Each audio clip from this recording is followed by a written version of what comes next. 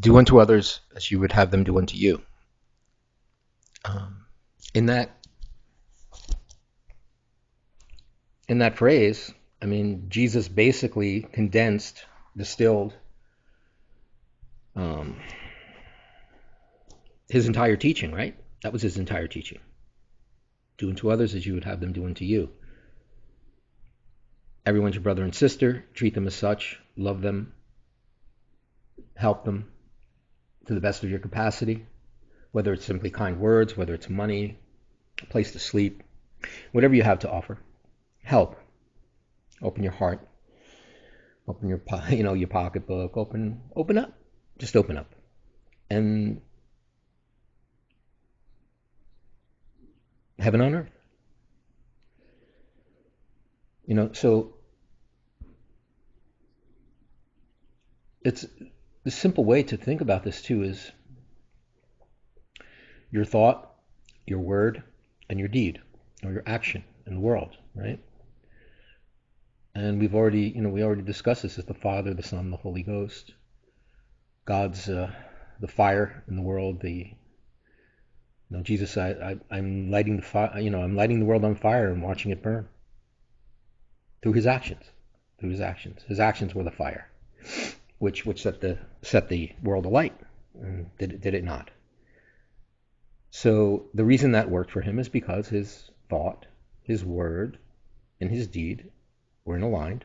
In the beginning was the Word, and the Word was God, and the Word was with God. This this teaching, this perennial teaching, keeps coming over and over and over and over again, doesn't it? Don't think to harm, only think to help. Don't speak to harm, only speak to help and love. Don't act to harm, only act to love and help. Keep those things in alignment. You walk right through the fire. Daniel in the lion's den, right? The lion is the animal nature, right? They could sit you in the middle of a titty bar, pile a Coke in front of you, all manner of bottles, women all over the place, money, piles of money to take if you need them, whatever. Put everything in front of you, and you just, yeah, nice. What else you got? Right? What else you got? That's okay. That's Daniel in the lion's den, right? Daniel could sit there. The lions couldn't harm him. They didn't exist for Daniel. Those temptations didn't exist for Daniel. We have so many of these parables in the Bible that we take literal. Who was the one who was thrown in the oven? I can't recall. Thrown in the fire, right, in the pit, and then walked out of the fire. I mean, same story, right? You know, just temptation. Burn your soul up. The hellfire. Burning away the dross and trying to free the soul of this, burn the sin out of the soul, which needs to be done while you're breathing. While you're breathing, please. You can only act when you're breathing, right? When you're in the material is the time that you can act. The spiritual realm, it's a lot of thinking going on, a lot of whatever, like a lot of perturbation and shit going on, a lot of bumping around and stuff. But here is the only place where you can actually perform. This is the place where you're given the tools to express the spirit, to overcome the animal.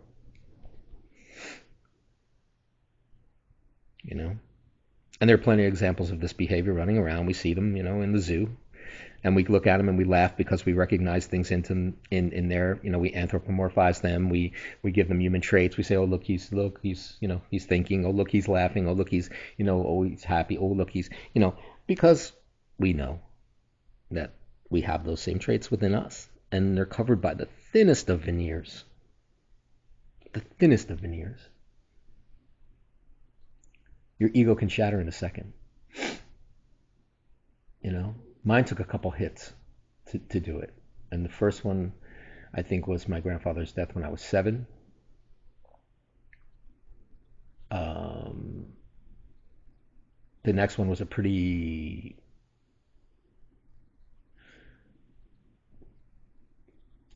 interesting social thing where, kind of got, I was the heavy kid, the quiet kid, the shy kid, beat up a little bit, beat up in the, mocked, fatty, fatty and all that good stuff, and, pushed down a little bit. So my humility was built there.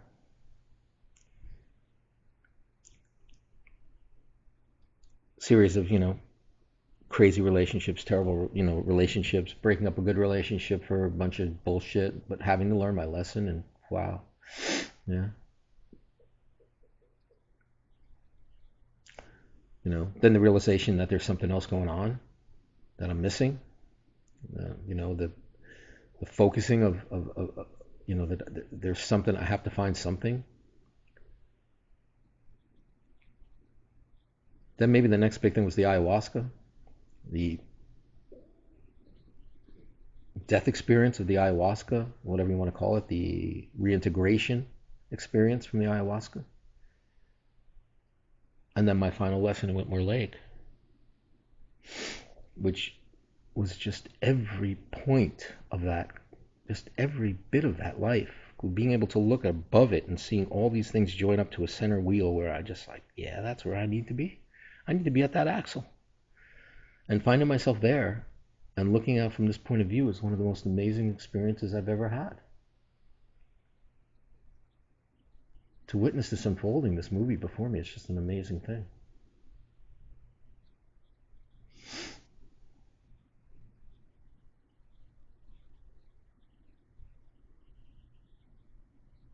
But where do we take it? Why do people find it so difficult? Why are we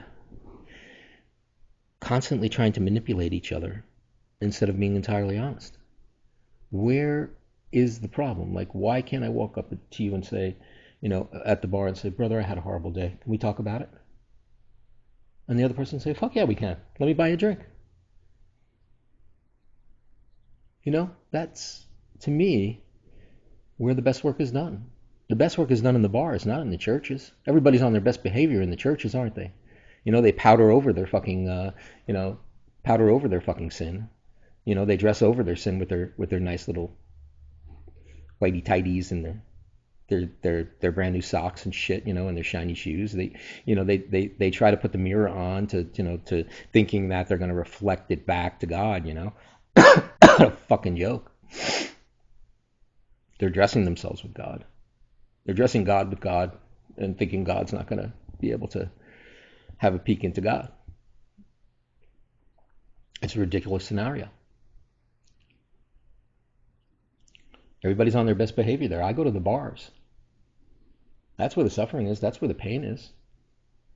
That's where Jesus would have been, right? If you think about it. Where did he go? Did he go to the palaces? Did he go to the temples, the palaces? He went to the fields, he went to the fishermen, he went to the prostitutes, he went to the streets. He went to the streets. Where is the pain and suffering? Where is the work to be done? Not here.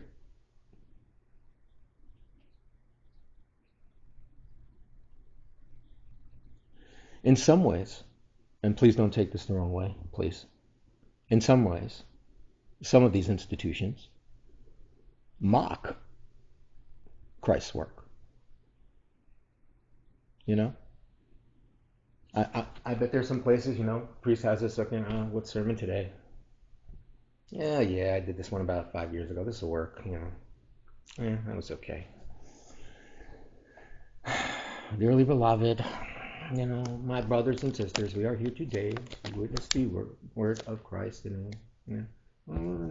Or you have the fire and brimstone guys, right? You're gonna burn hell.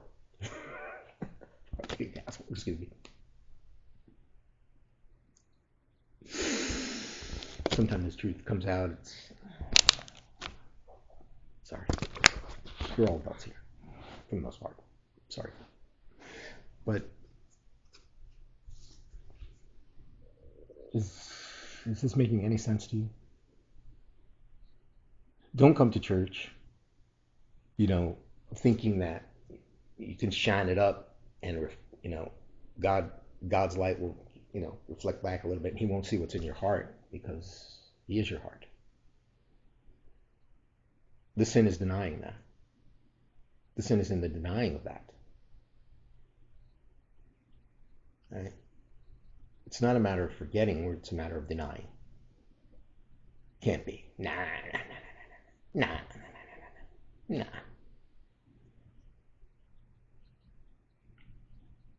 When, the fact of the matter is that energy, that power, setting in there, just tickling away on the inside. And let me tell you, when an awakening happens in your heart, when your heart center opens up and an awakening occurs, that tickling becomes unbearable. Almost unbearable. It's the most exquisite feeling you've ever had in your life. It is a physical presence. It's a physical manifestation of the love of God in your heart. Your heart vibrates. I felt my heart vibrate, and I long for that feeling every second of my day. I long for that feeling again.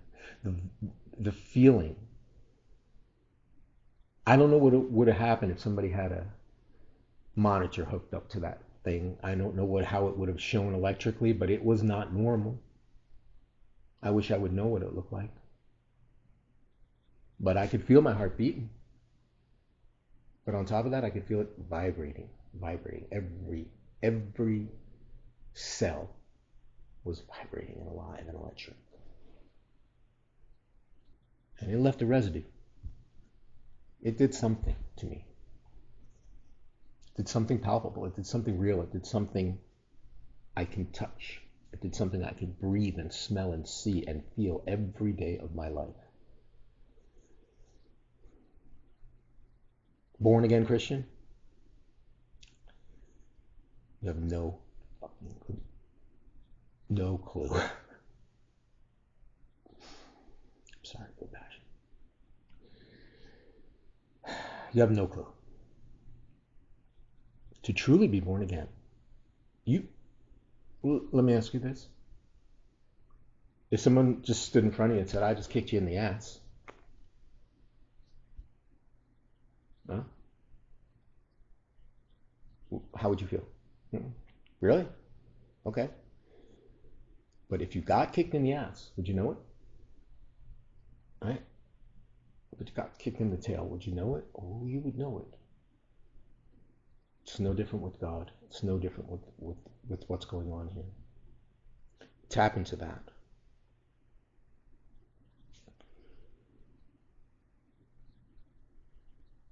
Is an unbelievable experience. And for that week and a half, 2 weeks, whatever it was, of this up and down waving of this joy, this resplendent joy, where, I'm walking around the streets in June, beautiful day, blue sky, beautiful puffy clouds making all kinds of crazy shapes for me. Just my head up in the air, big old stupid smile on my face, laughing my ass off all the way, just walking the streets, laughing my ass off. The beauty of the sky, the color of the sky, the sound of the breeze through the leaves, and the gentle rustling. In the springtime, when I walked by this swampy area, the first day I walked by and I heard all the life that was coming up out of the ground in the springtime. The frogs singing, the birds chirping, the thing was electric. It was on fire. They were singing praises to God for rebirth. Singing praises to God. And I laughed and I wept and I soaked it in. And I jumped over the railing and I walked through the swamp to try and find it. But knew I never would. I would never find it. I just had to feel it. I didn't have to touch it. I didn't have to see it and witness it. I just had to feel it. That was the lesson. And Lord, I felt it. An amazing thing.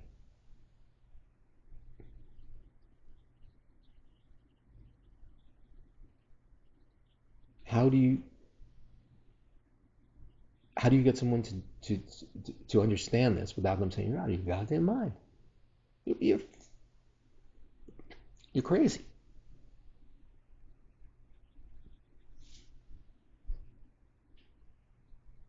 And my point is, if it does no harm, if I'm doing no harm, if people are actually benefiting from it, if I'm able to help people, if my heart is more open and more loving, and I'm more charitable, and I can see things from many different sides, and I have a higher understanding and a self-awareness, if that's insanity, give it to me. I will take it gladly. If you could put it in a needle and sell it, I'll tell you what, I'd share my fortune with each and every one of these, and it would be a huge one. And that's the whole point of me talking, is to try and inoculate you with this stuff. I'm tired of hearing jab and virus and this and that. You know what? We need a love virus. We need a love pandemic in this fucking country. And I'm the fucking needle. It's not an inoculation. You know, I don't want you to build up a immunity to this, man. I want to tear the freaking walls down. I want you to catch that virus. I want it to go crazy. I want you to eat it up. I want your body to burn with that fever.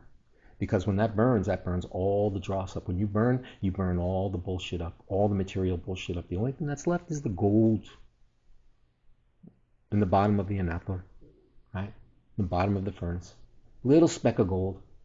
Whole big pile of material went in there. Whole big pile, whole lifetime worth of crap went into the furnace. And a tiny, tiny, tiny little thing of gold came out. Do you know what the worth of that tiny, tiny, tiny little thing of gold is compared to that big pile of shit that you put in the furnace? Incomparable. Incomparable. That's the distillate of all of that bullshit. All of that grief and suffering, joy, happiness, everything you lived in your life. You alchemize that. You burn it up. And you come up with this tiny, tiny, tiny little drop of gold. And therein lies the universe.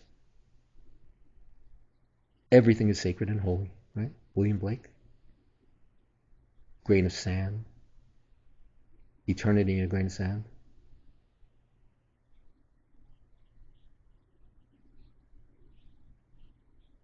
That little tiny drop of gold holds the key to everything.